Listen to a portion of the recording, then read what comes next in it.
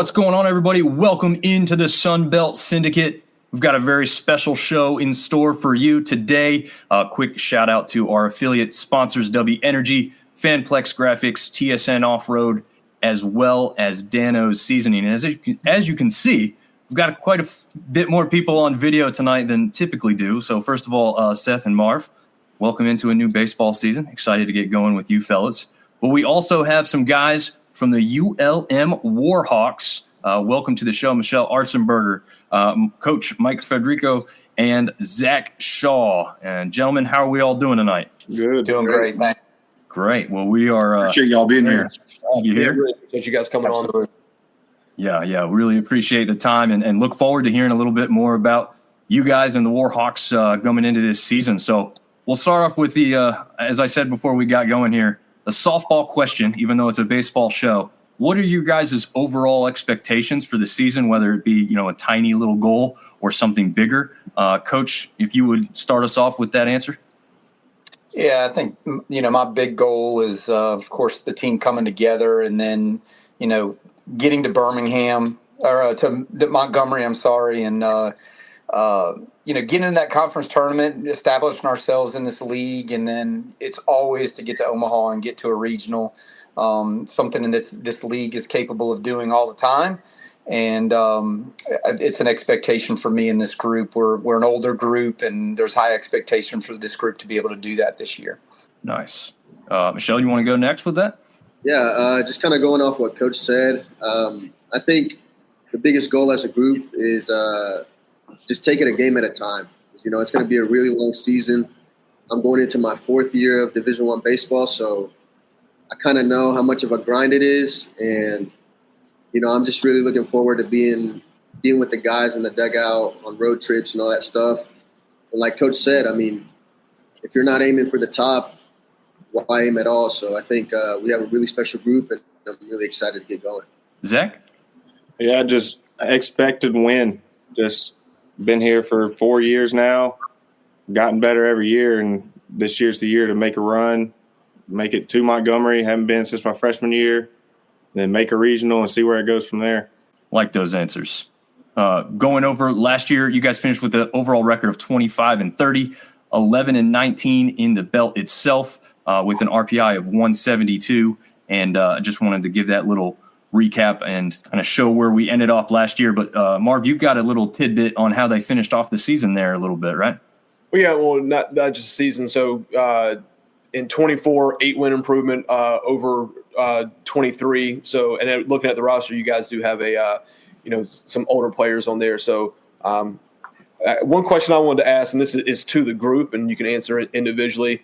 And Coach, I think I might know your answer to this one, but what is your favorite road venue in the Sun Belt? The place that you look forward to playing, whether it's atmosphere, easy travel, whatever it is, but your favorite place to play on the road in the Sun Belt? For me, it's Southern Miss. It's where I graduated from and where I coached for, a long time, and just got a lot of family and friends that are in that area. And it's usually electric. And, we were able to have a good series with them there last year and had a chance to win it on Sunday for take the series. But we weren't able to do that. But that's definitely one of my favorite places to play. Yeah. Looking at your background, I kind of figured that was going to be your answer. How about you, Michelle? Where's your favorite road venue? I'll go with the obvious one right now. This year is going to be Arkansas. I'm really excited to go to Baum Walker. I've been a huge baseball fan growing up, and every time I see a game at Arkansas, it's always packed out, and their fan base is just amazing. So I think it's going to be a really great experience. But in the Sun Belt, I'd probably say Coastal. My first year here, we went there, and I think just the whole stadium and the whole layout, being by the beach. I'm a big summer person, so I love the hot weather, the water. So I think that would be my top two spots. Very cool. How about you, Zach? In the Sun Belt, it's probably going to be Lafayette. Just growing up in Louisiana, knowing the people down there. Their fans let you hear it over there. And it's just a great environment to play in, and it being our biggest rival, it's a fun place to play. Now, we've had a bunch of players on last year that talk about going to Lafayette, and they say the same thing, the fans give it to you. But have you guys got to experience the Cajun Cooking Club? Because I hear that they take care of you with the food after the game. Yes, they do. Definitely, that's one of our post game meals. A lot of times, their cooking club does a great job for it and all. And there's definitely some fun stories, like Zach said, of playing in Lafayette over the years. Yeah, that's awesome. Michelle, you talked about road trips with the guys, your buddies. Those are your brothers. What are those road trips like? What are those weekend road trips like with your buddies and the grind? Give us an idea of what that's like week to week. Well, I think first of all, it's obviously if we're on the bus, it's all of us just being together for who knows how it could be up to 12 hours, however long it is. I think it's just quite the experience playing Mafia or something like that, just passing time. I think that's a big part, and also just being in a hotel, being able to eat breakfast, break bread together, which I think is really important for us. And then, just being able to experience these new places with the guys, and especially with the young guys like the freshmen. Some of them will be their first time going on the road, so I think it's pretty special being able to be one of the older guys and knowing how it works and seeing everybody else enjoy the experience. What about you, Zach? Pretty much backpacking off what Meach says. Those Mafia games get real on the bus, and then just hanging out in the hotel with all the guys, just finding things to do, and just preparing for games. What's Mafia? We might be too old for this. I'm not real sure. Well, it's pretty much like a game. It's you have a narrator, and so there's two cops. There's a medic. What else is there? Mafia. Oh yeah, the Mafia. And so you pretty much the narrator. Everybody has their heads down, and then the narrator picks whoever he wants to be the Mafia, and then the cops, and then pretty much from there it's kind of like a detective game. You pick people, and then after everybody goes, the narrator brings everybody up, tells a story of, like, let's say, we went down to Monroe, Louisiana, and Zach Shaw ended up being eliminated. And so then it pretty much just sparks talk among the guys, trying to figure out who did what, who did this, and it's really fun seeing it kind of gets pretty intense, so it's a fun time. Coach, you get on this game? I don't, but I do enjoy listening and watching and laughing at them a lot of times. It gets intense, and I don't really understand it either. I try to figure it out what he's talking about. They say that every time, but it is just it's crazy. It is very fun, and I enjoy that part of it for sure. And I enjoy when they make some of the young guys have to sing too on the bus. We do that a few times, and that's always fun as well. That's cool. Hey, Coach, I got a question very specific for you.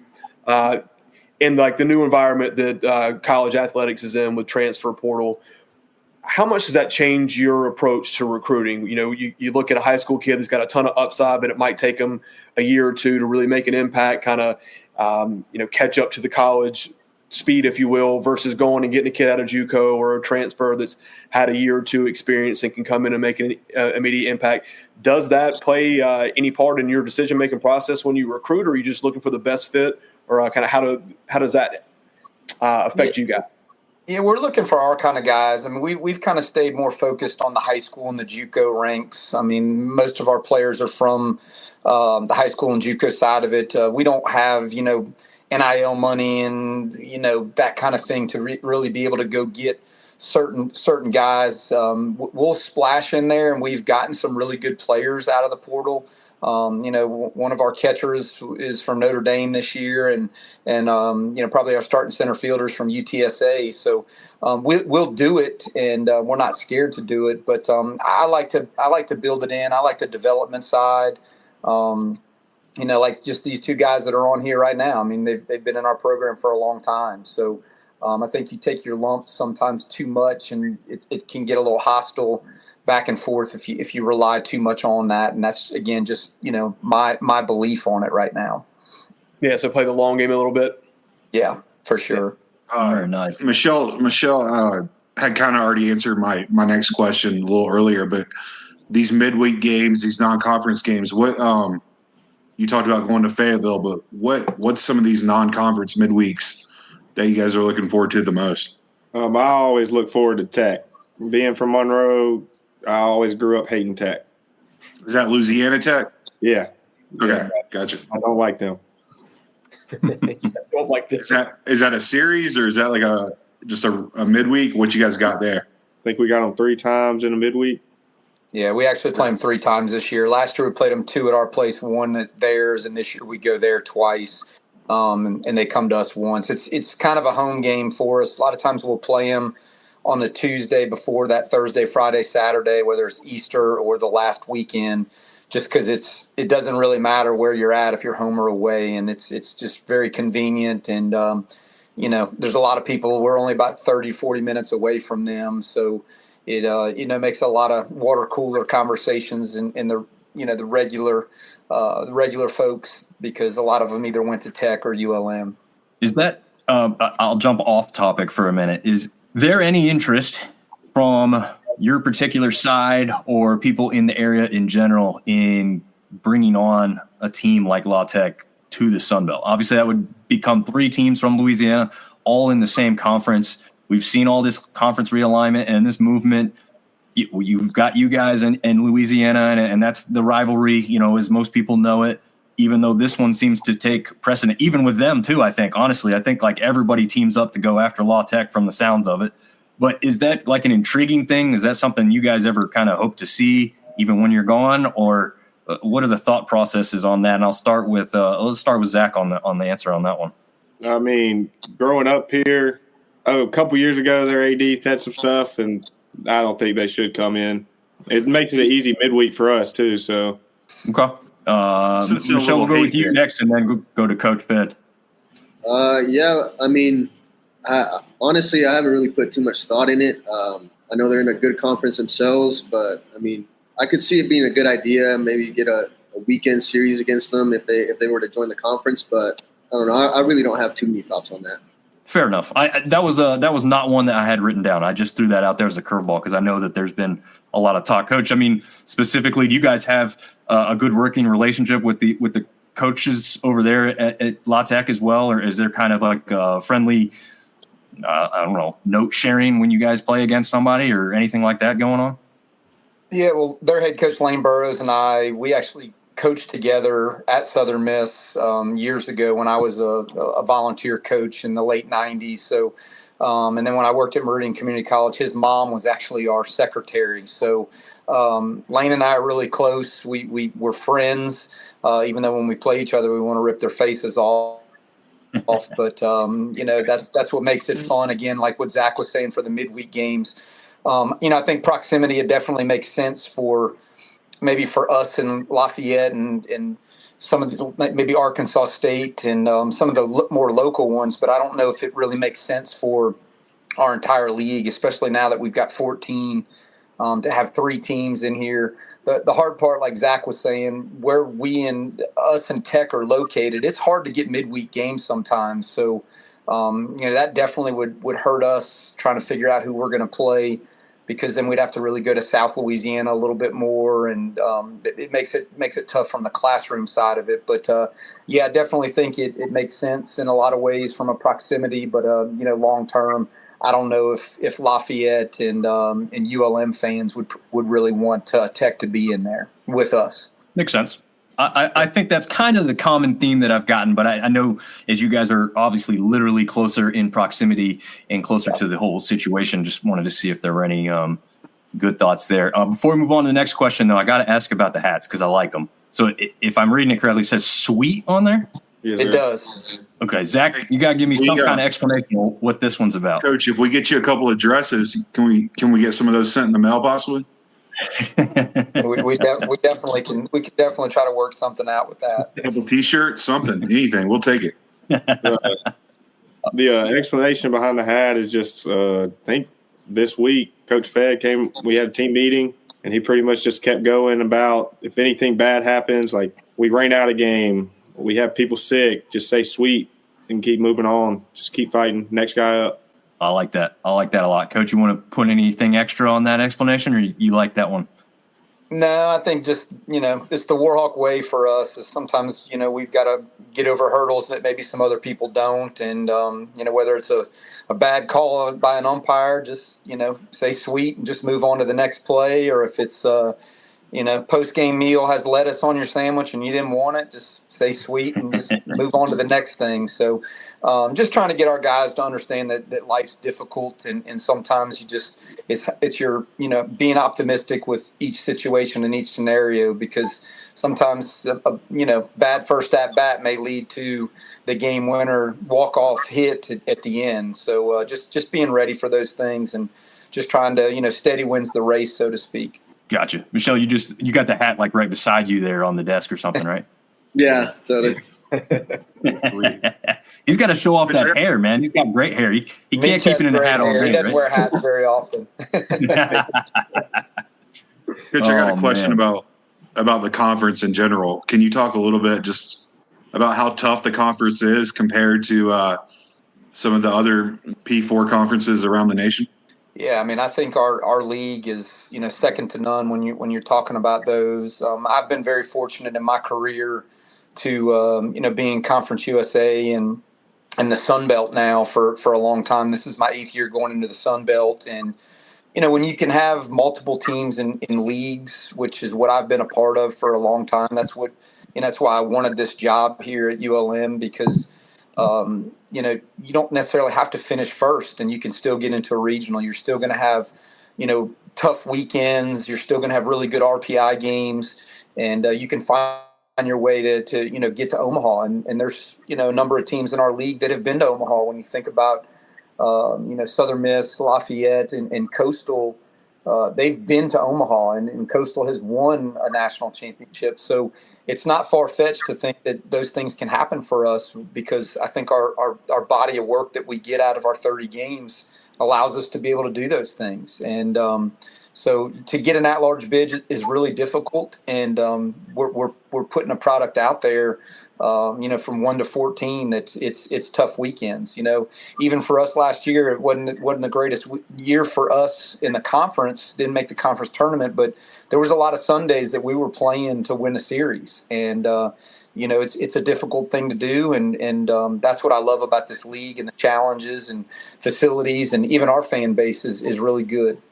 Yeah, we consistently like to say in here that you can call the Sun Belt a G5 in football. You can call them a mid-major in basketball, but I almost looked at it as disrespectful to call this baseball conference a mid-major baseball conference.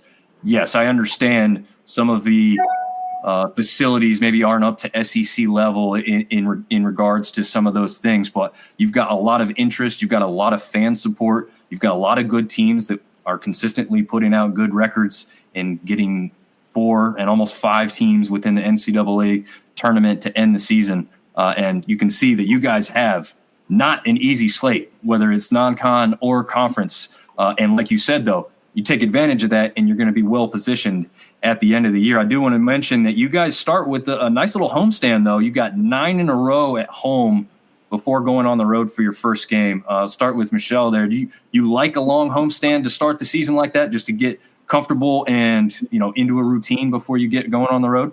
Yeah, for sure. I mean, there's nothing like playing at home. Since my first year here, I've seen I guess Lou St. Amant Field now just go through drastic changes, and I feel like it's an amazing place to play. So, I mean, there's no better nights than Friday nights at the Lou. So, I think it's a really good way to start the season, being able to defend our home turf and get off to a strong start for Monroe. I think the city deserves it, and I think we're ready to show them something good.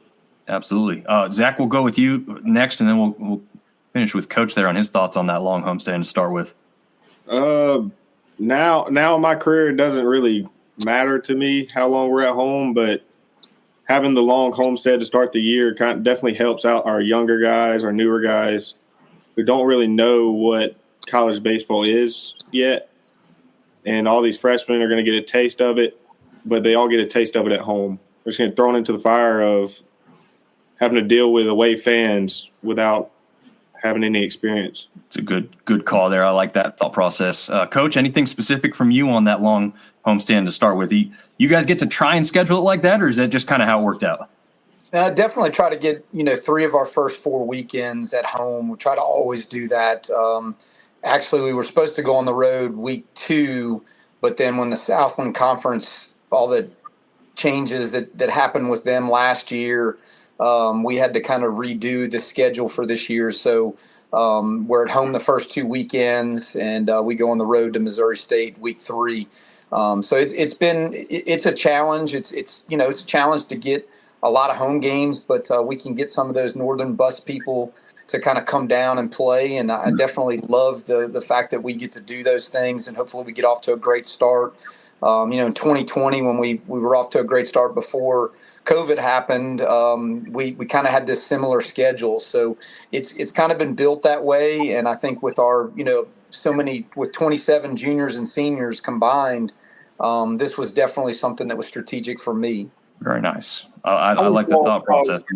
Yeah, go ahead, Marv. Yeah, I want to follow up with Michelle and Zach, going back to the quality of the conference, right? So you guys play teams from other conferences midweeks or a series early in the year. Just want to hear from you two what you think about the opponents that you see and just the quality of arms and the quality of batters that you see in this conference.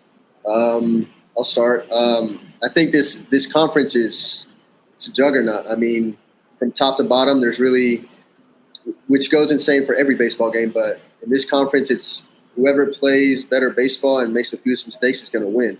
Because, there's always those games where you can kind of slip up and you kind of get lucky and stuff like here. But in this conference, it's like you have to have your foot on the pedal the whole game, not take a pitch off, because in an instance it could be flipped around and then you're down by 3 or 4 runs with just one silly mistake. So it's a challenge, but I mean, we're up for the challenge, and I think it's something great to be able to play such good competition, see the types of arms and hitters, because I really do think and believe that it brings out the best in us as a team. My biggest thing with this conference is, like, you're talking about the SEC and everything. Every team in the sunbelt, their middle of lineup are SEC caliber hitters, and everybody has bullpen guys coming out, starters that could throw in the SEC. It's with the conference, it's who's hot at the time. Like the conference can get flipped 1-14 in a heartbeat in one weekend. That's how close it always is. Coach, you got thoughts on the strength of the Sun Belt overall? I agree with both of them. The leagues, it's really good. I mean, when you're seeing, first rounders the last couple of years get drafted out of here, you're seeing Sun Belt teams that are hosting regionals. So, I mean, I think just those two things, when you have the caliber of players that those two were just talking about, but also you're putting a body of work that some people are hosting regionals and super regionals. That's all you need to know. Yeah, I can't remember what the number was, but I think was it 19 guys drafted out of the Sun Belt last year?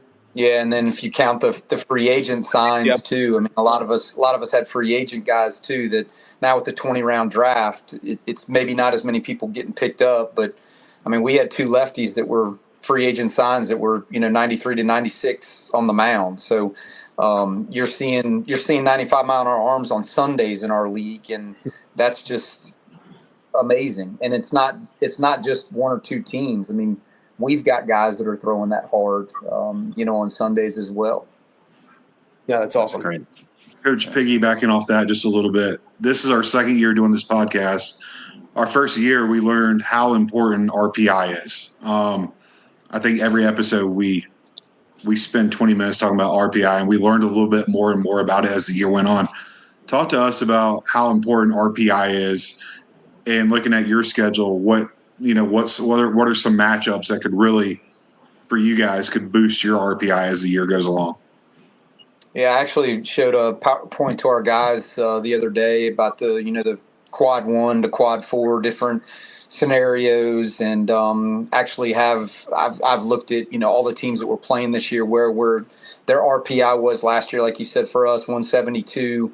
How easily it could get flipped if we would have just taken care of business in a couple of other games, and the number of teams in our league that are in the top 100, let alone the ones that are getting into regionals that are in that 50 and lower. So for us, besides the league, I mean, the league kind of speaks for itself. But, I know playing, the 2 road games at Arkansas, I mean, those are huge, opportunities for you right there. The 3 games with Tech, they were in a regional last year as well. I actually looked at something the other day with our schedule, and I think there's like 7 teams that are, played in regionals last year. I mean, you go into a Missouri State. I mean, they're one of the top 25, P4 type programs as well. So our body of work's there. We just got to take care of business, and we got to win the games we're supposed to, first off. But also we've got to play really, really well and try to find ways to sneak some of those high RPI quad 1 wins. Yeah, the quad stuff is like, again, with the RPI and everything we were learning, and they use it in basketball and are using it more in baseball.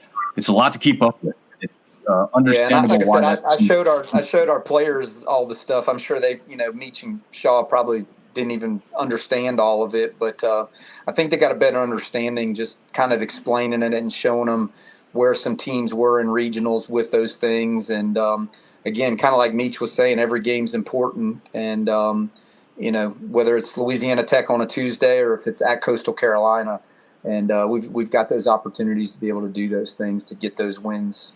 And speaking of Coastal Carolina, that is one game that surprised a lot of people, jumped right down their throats in that first game of that series last year, beating them 13-5 in that first one. So they're, again, just like you guys are saying, this is not something where you go, oh, so-and-so is expected to win, so they're going to win that. That is not the case here in the Sun Belt, and that's why we have so much respect to the 3 of us, and I know a lot of other people feel the same way. So not an easy league to be at the top of. So it will be a challenge for every single team within the Sun Belt. But we're going to talk a little bit about a different league, because I just want to see and hear your guys' thoughts on banana ball. Just have a fun question here. Have you gone to see the Savannah Bananas, World Tour live? Do you know someone who's participated in it? What are your thoughts on this, like, wacky, if a fan catches a foul ball, they're out in the real game type of thing? Is it fun? Do you like the standardized, rules and regulations of what you guys play more? Zach, we'll start with you on that. I've never been able to see them live or anything. I'd love to do it later in life, but I really enjoy it. Seeing it on TikTok, Twitter, everything. I wouldn't be that mad if they added the foul ball. If a fan catches a foul ball, it's an out. As a pitcher, at least. I'd enjoy it. Yeah, I like that. Meech, what do you think on that?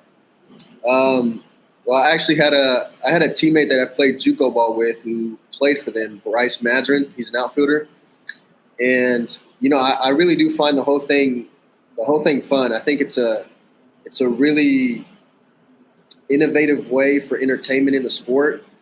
Because just from the videos that I've seen, I mean, they were in Houston at the Astros Stadium and they had it sold out. Like, insane amount of people go to it, and I think it's a fun twist. And I would definitely be a fan and like to do it, but I think it's definitely something like a summer ball thing, something extracurricular. I definitely would stick to just regular baseball and how we play. I don't think there's anything better. Nice. Coach, thoughts on the banana ball stuff? Yeah, I'm a traditionalist like Meach with that, but I do find it, very, very entertaining, and it just seems like it's the fan engagement. They actually came to Baton Rouge last year, and I know there was a couple buddies of mine and their families went down and saw them, and they came back with all the gear. And then, ironically, a local kid that's from here, he's not a kid anymore, but his name's Thomas Semino. His dad's actually the high school baseball coach at one of the local schools here. He is actually now working for him. He's one of the managers of whatever the other team is, not the Bananas, but whatever the is it the Vandal? I don't know what they're called, but he's like the manager for them and stuff. And he's told me some crazy stories. And I know the venues are always filled, and it is entertaining for sure. Yeah, party animals is the party other animals. That's it. I just saw a picture of them in the jersey the other day because I think they're in Arizona for spring training right now. Nice. Yeah, it is. I've gotten to take it in live. I'm right down the street from Durham Bowles Athletic Park. And Marv and I have seen a couple games over there. I think, Seth, have you been to a game over there? I have not. Okay. Well, anyway, like you guys said, they're selling out MLB stadiums. They definitely sold out that minor league ballpark. But yeah, it's quite the show. Vastly entertaining. My thing with it is I just don't know how long it lasts. Like you guys said, I think a lot of people will always kind of come back to the traditional baseball. But it is a great, fun thing. And I hope, you guys get to take it in live at some point, because it does seem kind of fun. But I think that's going to wrap it up as far as our questions. Do you guys have anything you want to share or talk about before we finalize this episode with you? Meech, Coach, Zach, you guys have gained 3 fans tonight. We appreciate you guys. Absolutely. We thoroughly enjoyed this, and we speaking for the other 2, we truly appreciate you guys. We wish you guys nothing but the best. Yeah, I appreciate it. I'm excited to see Zach. Zach's dad was an assistant AD here for a long time, and he's grown up in the Warhawk dugout for a long time. And so I'm excited for his senior year. And, Meech has been with us for 4 years, and, signed him sight unseen during the whole COVID time. And like you said, he's been a part of when he signed here, we didn't even have a field because we were in the process of it. So I'm excited to see these 2 guys contribute. They're both, tremendous athletes and competitors. So I'm excited for them to lead this group this year. Absolutely. We are excited to see it as well. We will definitely be following along with your guys' journey throughout the season. Obviously, thank you for coming on tonight, and certainly an open invite to come on at any other point throughout the season. We'll be reaching out if somebody, pitches a shutout or, hits a couple solo home runs. We'll have them back on. Yeah, there you go. We can that'd definitely be great. Yeah, beat Arkansas. We'll have you guys back on. That'll be phenomenal. That's right. Yeah, absolutely. Well, thank you guys very much, and we will be watching you guys on the field this season. Yeah, best of luck, guys. Thank you. Take care. Thank you.